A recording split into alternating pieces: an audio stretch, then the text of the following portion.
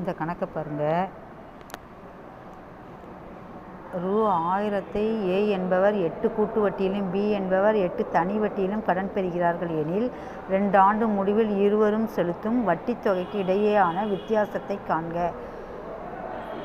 10,000 A என்பவருக்கும் B என்பவருக்கும் ஒருத்தருக்கு தனி வட்டியிலும் இன்னொருத்தருக்கு கூட்டு வட்டியிலும் 8% வட்டி விகிதத்தில் கொடுக்கும்போது 2 ஆண்டு முடிவில் 2 பேர் கொடுக்கும் வட்டி விகிதத்துக்கு இடையேயான வித்தியாசத்தை காண சொல்லியிருக்காங்க.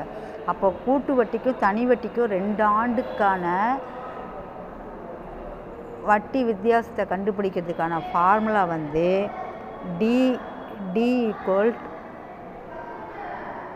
PI². இதுதான் ஃபார்முலா. Pன்றது அசல், இதில் ஐன்றது வட்டி விகிதம்.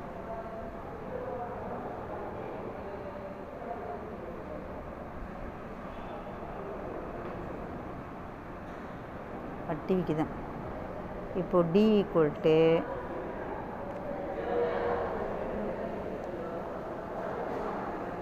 P வந்து 10,000 கொடுத்துருக்காங்க கணக்கில்.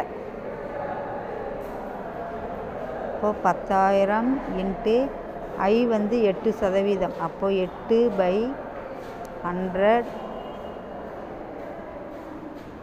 Whole square equal to 10,000 into 8/100 into 8/100.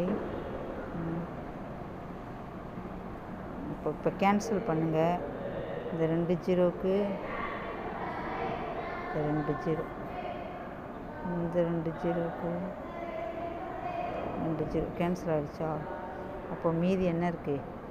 8 8 64. அப்போது கூட்டு வட்டிக்கும் தனி வட்டிக்கும் 10,000 8% வட்டி விகிதத்தில் விடும்போது 2 ஆண்டு முடிவில் வட்டி வித்தியாசம் எவ்வளோன்னா 64 ரூபாய்.